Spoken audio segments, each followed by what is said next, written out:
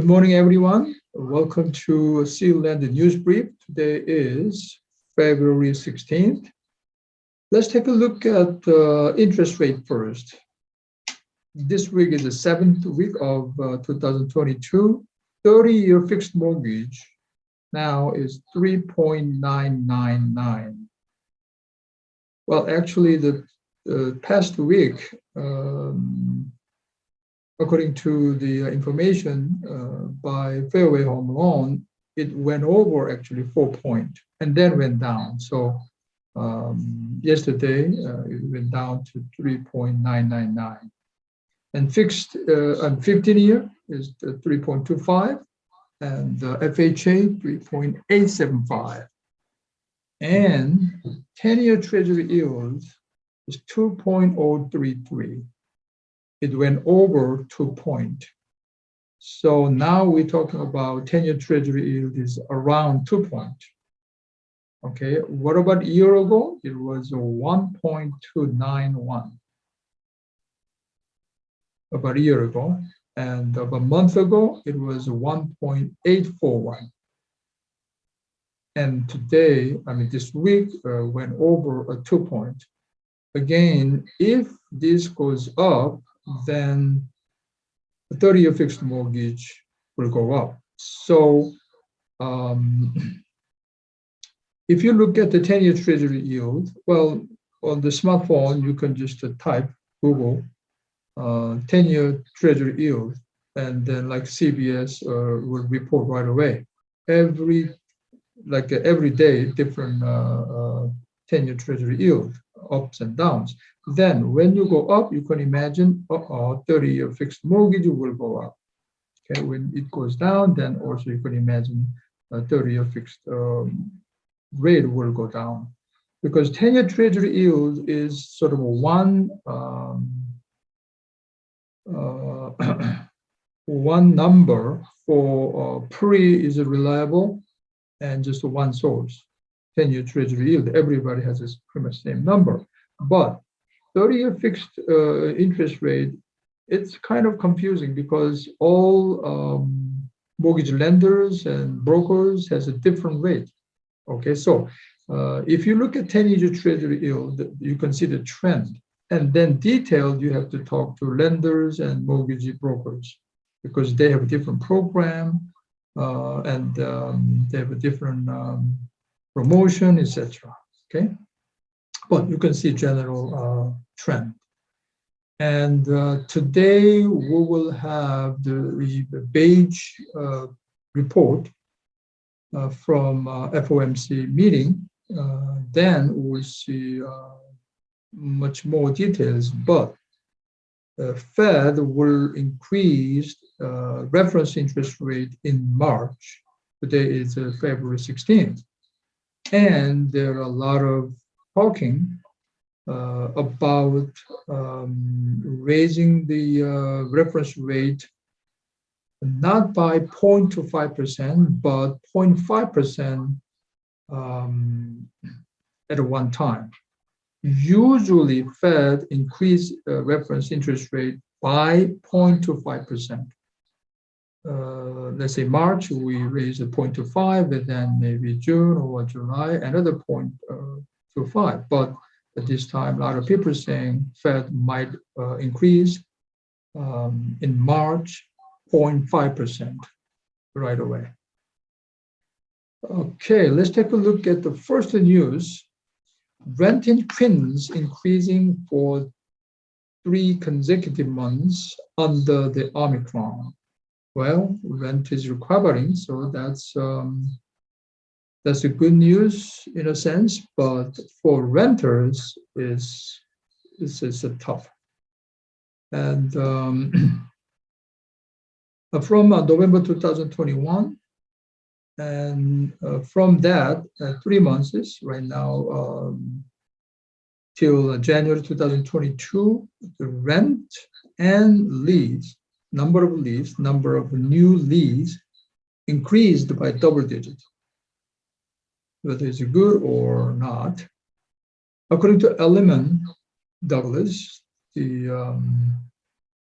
real estate brokerage company, Northeast Queens, rent in Northeast Queens in January 2020 rose to 2,950, and it's up 19.4% from a year ago. So that's quite a bit of increase, about 20% increase. And that's from the 4.4% increase from last month. And also a number of leads, new rental contract agreement are 404, which is up 37.4% from a year ago, and 3.3% from last month.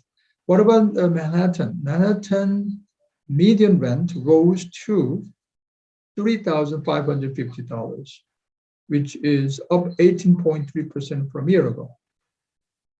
And also it's increasing for 3 consecutive months, like November, December, and January. And the median rent in Brooklyn rose to $2,800, which is up 7.7%. So some experts saying increasing in new lease agreement, new contract, shows positive signal for recovering the rent market as Omicron situation subside. Okay, so rent market looks like recovering for last 3 months. 지금 렌트가 퀸즈 지역에, 특히 노스이스트, 한인들이 많이 살고 있는 노스이스트 퀸즈 지역에 3개월 동안 노벰버, 디셈버, 제뉴어리 계속 더블 디지트로 늘어나고 있다. 그리고 렌트 건수도 늘어나고 있다. 이게 상당히 많이 지금 회복세에 되어 있는 거죠. 그러니까 이제 오미크론 피했다가 이제 다시 오미크론이 이제 줄어들면서 일하러 다시 들어오고 또 렌트가 필요하고 이런 상황이 되는 거죠. 그래서 지금 퀸즈 쪽의 미디엄 렌트는 노스이스트 퀸즈 쪽에는 2,950불, 맨하탄의 미디엄 렌트는 3,550불, 브루클린의 미디엄 렌트는 2,800불 정도 됩니다. 그래서 전반적으로 이제 렌트도 올라가고 있고, 그 다음에 계약도 많이 올라가고 있다. 그래서 계약이 많이 올라간다는 얘기는 상당히 이제 오미크론이 페이드 아웃 하면서 렌털 마켓이 이제 리커버리 되는 아주 좋은 시그널로 여겨지고 있다. Okay, next news is offices shunned even as Omicron fades. Well, we looked at the rent in Manhattan and Queens and Brooklyn all moving upward, but offices still in trouble. Americans are dining out in restaurants again and attending sports events and flying throughout the country. So all this, remember last week we reported from Wall Street Journal, now people spending more on services rather than on buying goods, right? Durable goods. So yes, it's attending sports events is increasing, and flying out is also increasing, and so dining out in restaurants is increasing. But office attending, in other words, return to office is still trouble. So still steering clear of their office buildings, a sign that more than health concerns are keeping workers away. Still, people are hesitant to come back to office.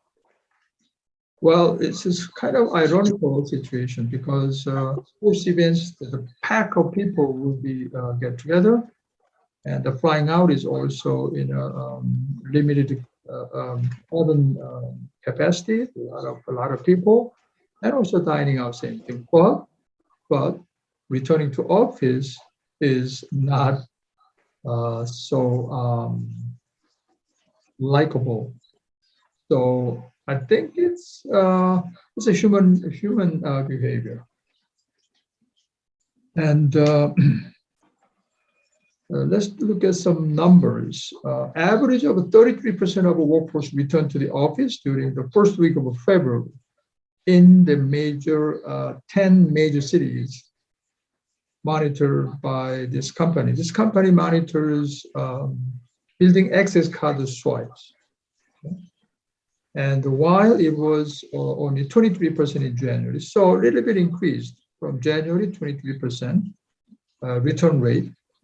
And February is 33%, but return rate to movie theaters in the first week of February was 58% of what it was before the pandemic. And restaurants were nearly 3/4 as full as they were before the COVID-19. So 3/4 means about, 75% recovered. And what about air travel?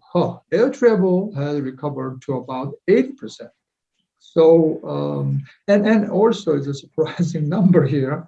Attendance at the National Basketball Association games was 93% of what it was in February 2020. All other areas are returning, but not the office returning. So, but employers, the companies, the employers have also been reluctant to insist that workers return for return. Why? Because of fear of driving employees away during a labor shortage and corporate services. So right now, the corporations, especially big companies and small companies like small restaurants also, they have problem with labor shortage, and the company is afraid to force the workers to return to the office because they're going to quit. Okay? And so many companies have planned hybrid workers, but employees, they don't like even hybrid. They like stay home. So it's a lot of controversial issue right now, okay, whether return to office or not. Again, the real estate agents are basically work from home, right? Well, of course, you may have, some of them have office rooms, but not mandatory. So we are intrinsically, we are good. We work this kind of fashion. 오케이, 지금 문제가 오피스들은 여전히 힘들다는 거죠. 오미크론이 지금 사라지고 있는데 여전히 그 오피스는 지금 좀 힘들고 있다. 왜냐하면 이제 너무 집에서 일하는 게 익숙해져가지고 그게 더 좋은 것 같아요. 인플로이들은 경우. 그러나 인플로이어 컴퍼니 입장에서는 자꾸 나오라고 하는 거죠. 그래서 지금 다른 거는 많이 회복이 됐다. 오피스를 나오는 게 에버리지로 볼 때 1월 달에는 23%, 그리고 이제 2월 달에는 33% 됐는데 재밌는 통계를 보면 극장 가는 거는 많이 늘었다. 극장은 지금 58%까지 됐고요. 이제 코로나 전보다. 그다음에 뭐예요? 여기 지금 여행 다니는 것도 80%까지 리커버가 됐다. 더 재밌는 거는 내셔널 바스켓볼 어소시에이션 게임에는 93%까지 리커버리가 됐다. 재밌는 통계죠. 그러니까 코비드라고 두려워하지만 다른 거는 다 한다. 게임도 보고 극장도 가고 식당도 가는데 일하러 돌아 나오라고 하는 거는 지금 굉장히 낮다. 그러면은 이제 일하는 거는 이제 위험하고 이런 다른 액티비티 하는 거는 위험하지 않냐라고 하는 또 아이러니가 컨플릭이 이제 나오게 되는데 그렇다고 해서 컴퍼니들이 또 막 포스를 못 한다. 왜냐하면 요새 하도 그 잡을 그만두는 게 많아가지고 그게 지금 이슈로 돼 있죠. Next news is increasing foreclosures. That's something different. Increasing foreclosures. According to Autumn Data Solution, foreclosure cases, including NOD means notice of default, foreclosure schedule notice in January was 23,204, which is up 29% from December 2021. So it's increasing. Usually foreclosures are slowing down during November and December because it's a holiday seasons, and the foreclosure becomes active in springtime. But this year, foreclosure cases increased 139% from a year ago. So why is that? Well, because it's a moratorium, the eviction moratorium is ended, and also forbearance program for mortgage ended. Okay, so we're going back to pretty much normal, and therefore, naturally, foreclosure cases increase. And but still, current foreclosure level is less than the level in 2022, January 2020, January 2020, before the pandemic period. And but foreclosure cases will increase continually throughout this year, 2022, so that the market will be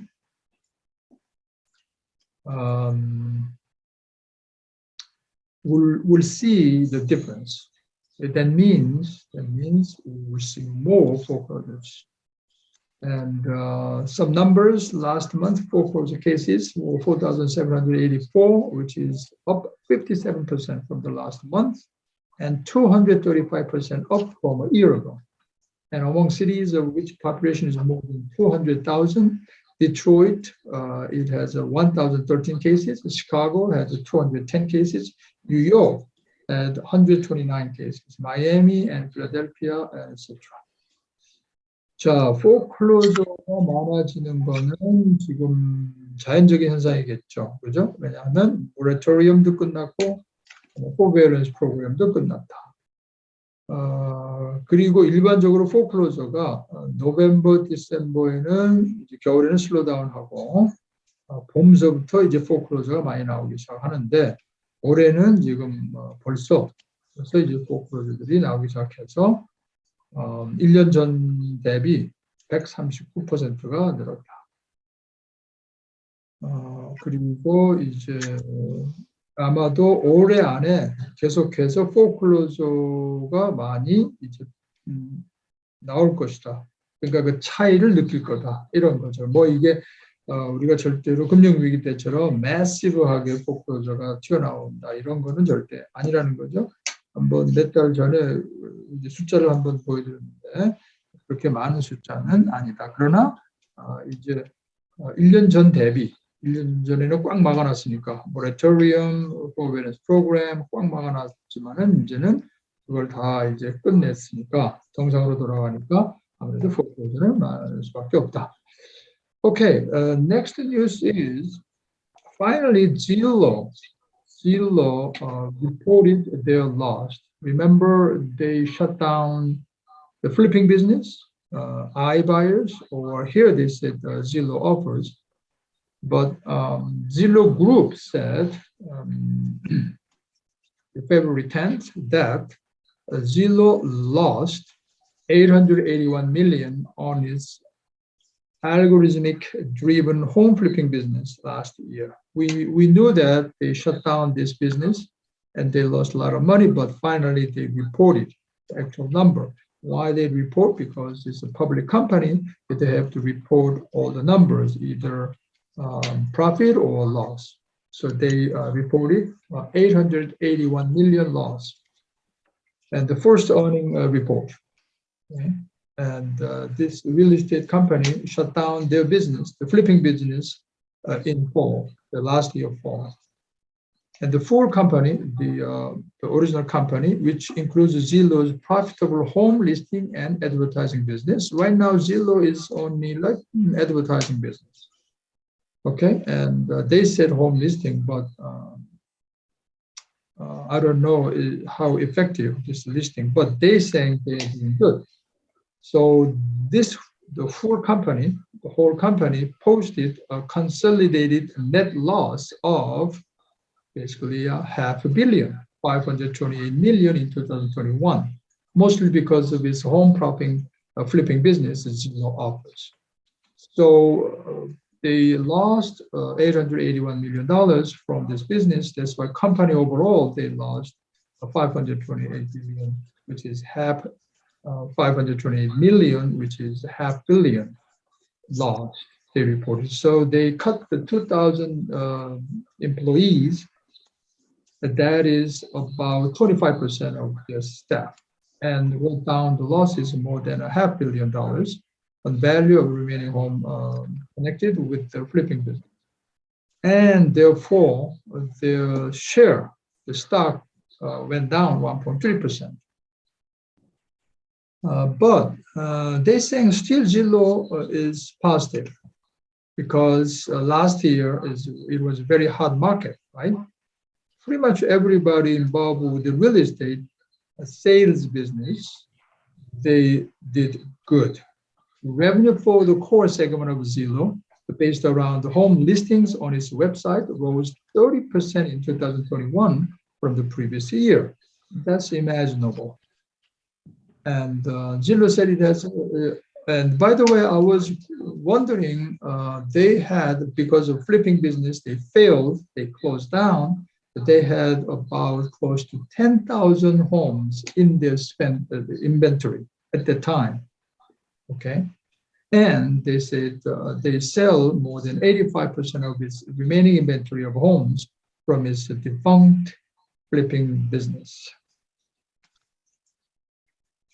질로가 이제 바이바이라고 하는 인터넷 바이 모드에서 플리핑을 하겠다고 했는데 그 비즈니스가 이제 망했고 그거를 가을서부터 닫았는데 실질적으로 넘버를 리포트했어요. 그래서 그 비즈니스로 잃어버린 로스된 게 $881 billion 로스했다.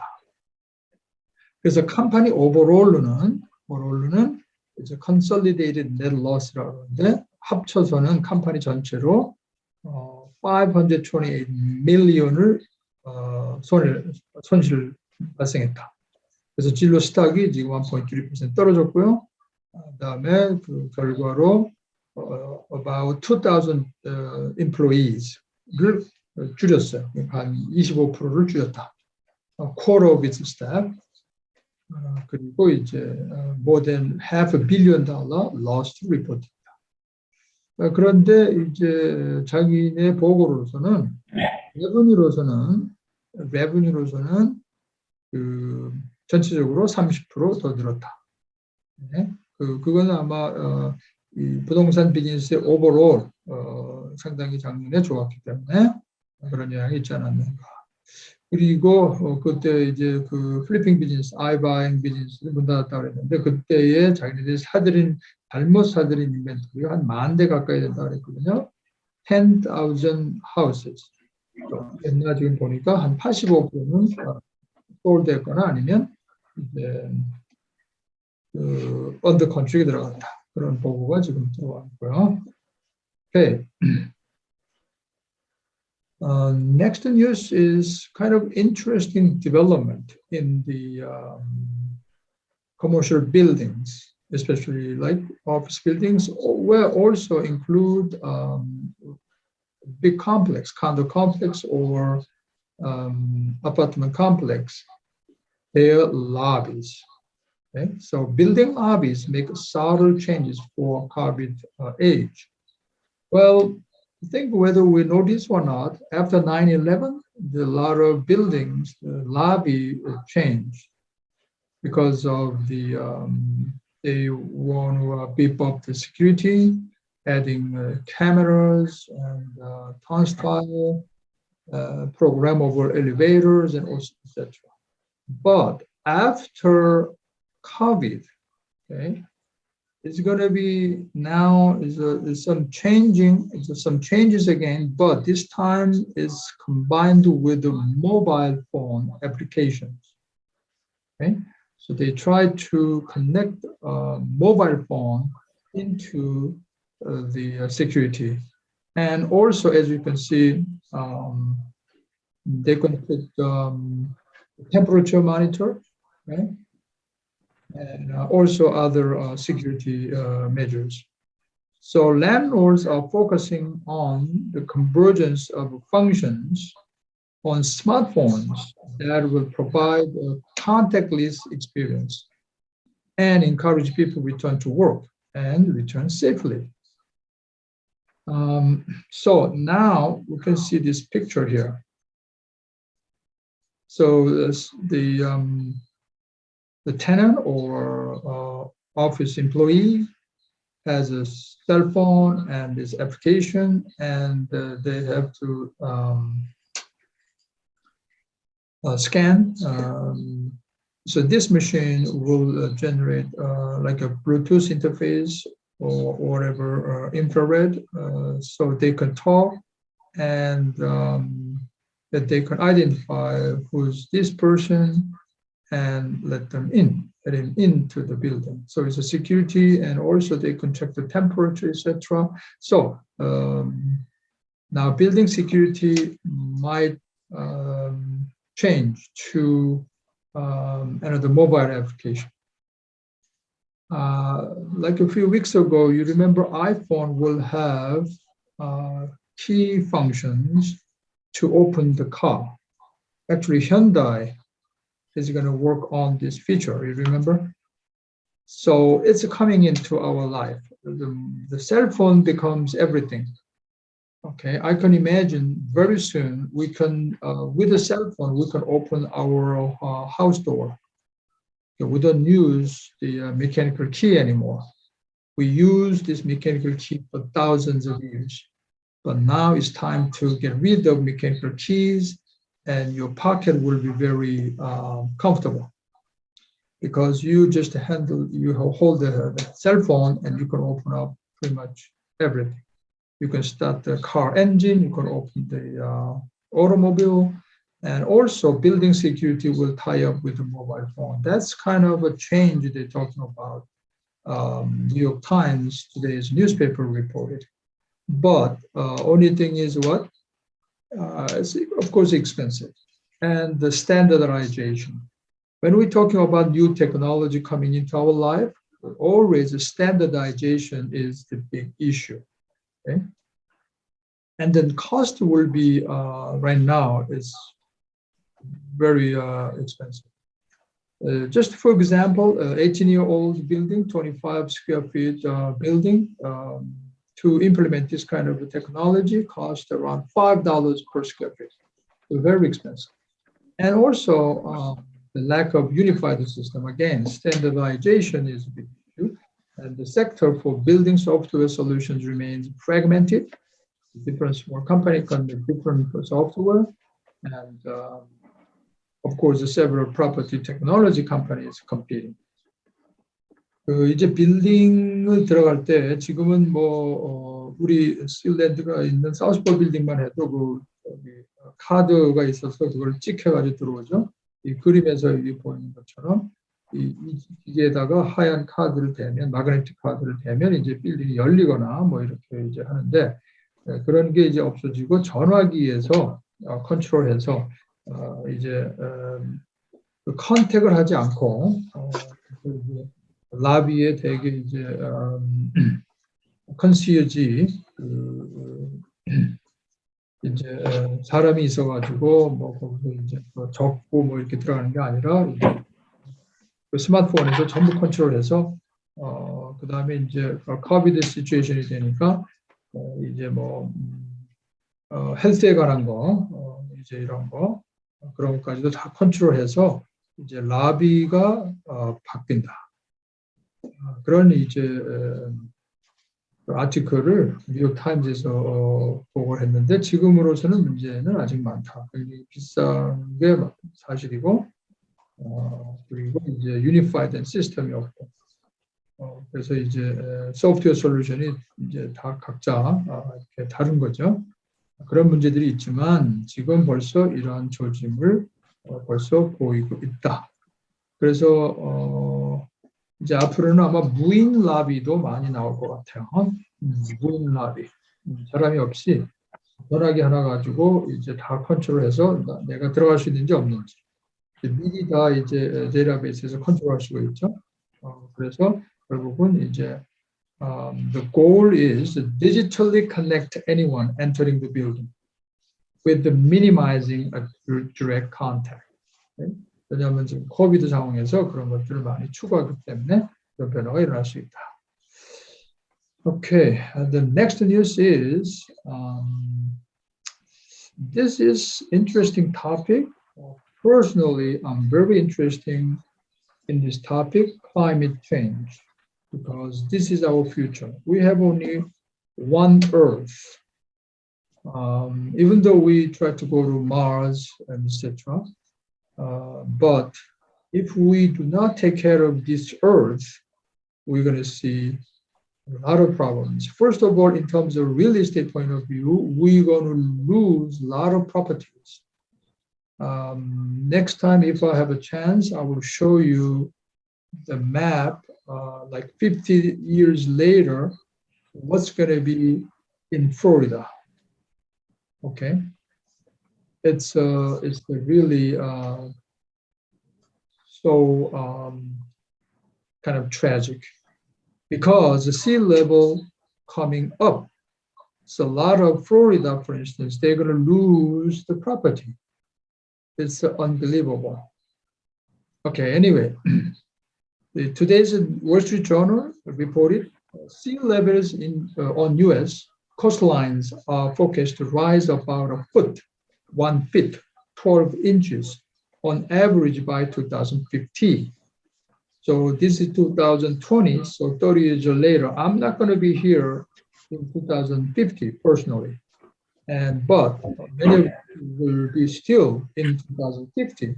And in 2050, U.S. average coastline sea level will be rise about a foot. Okay, it creates a lot of issues. And surging with the meltwater from ice sheets and glaciers. And this report is not private institution. It's a combination of nationwide authorities, like NOAA, the National Oceanic Atmosphere Administration, and the National Aeronautics and Space Administration. It's all government authorities to join together and report it. Globally, sea levels rose about 0.5 feet between 1920 to 2020 globally, and U.S. coast on average, sea levels rose about 1 feet, 12 inches. This is a lot. And along the East Coast, like California area, East Coast is this area, New York, the water will rise a few more inches compared with the shorelines on the West Coast and Hawaii. So East Coast is more problem. And the biggest problem is the Gulf Coast, like New Orleans area, okay, Texas. Around the New Orleans, for example, seas could rise above 1.5 feet. So it's a big issue. And rising seas are forecast to prompt more frequent flooding events. What's going to happen if sea level rise? Then we will have more flooding events. Then it's directly impact to the real estate property. Because recently, many homeowners, home buyers are starting concerning about flooding more than before. So from the high tide and storms over the next 30 years, adding the report. Now, this is the chart from the Wall Street Journal. And this is the sea level. Okay, this is a 0 and 2.5 feet, and up to here is fact, okay, observed, and from here and on is projected. Okay, so year 2020, year 2000, let's say 0 reference point, and this is increase. So 2020 is about 0.5 feet. And the future, year 2050, 2030, 2040, 2050, it's going up. Okay, this is like sort of high forecast and medium and low, etc. Okay. And this scenario, so if the sea level increases like close to 1.5 feet, you can imagine what's going to happen in, for instance, Edgewater, for instance, Miami, for instance, New Orleans. It's sad, and we cannot control, because we have to control much fundamental issues, climate change, and then what's the cause of climate change, and we have to deal with the carbon footprint, etc. It's not an easy job, and most the modern age corporations, the big corporations, when you evaluate, when you as an individual invest a stock, okay, then you have to look at the valuation of the company, right? And there's one of the standards is whether the company is concerned about climate change or not, okay? There's a certain terminology, but I will report sometime later. Okay, and the last news is stock gain ground because of Ukraine situation. For 3 consecutive days, the stock went down. So some of them are worried, but today it picks up, so it gains ground. And oil prices fall, and also gold price. Especially technology companies led the rebound. Okay, so it's a NASDAQ rebound, and because the tension might ease over the Russian military buildup on Ukraine's border, because Putin mentioned that they're going to announce some unit participating in military exercise around Ukraine would begin returning to their bases. But U.S. said that's a very small portion of their military forces. So still, U.S. is not positive. But anyway, Putin said that they are ready to talk with the U.S. and NATO about the military transparencies and other security issues. And Biden said basically, well, we cannot believe it yet. Okay. But anyway, because of that, stock gained ground. So S&P 500 rose 1.6%, and Dow and NASDAQ went up 1.2% and 2.5% respectively. It recovered the loss of for 3 days. Okay, so it went up. Okay, so we'll see this situation. Real estate market is relatively not that sensitive, and our the market, residential market or real estate market, is rather ride on bigger cyclic effect. At least we see like years or 5 years or 10 years, like that kind of a cyclic event. Okay, that's it for today. If you have any interesting comment or question, you can do so. And if it's not, then right now it's 11:10. We'll see you all next week. Thank you for joining.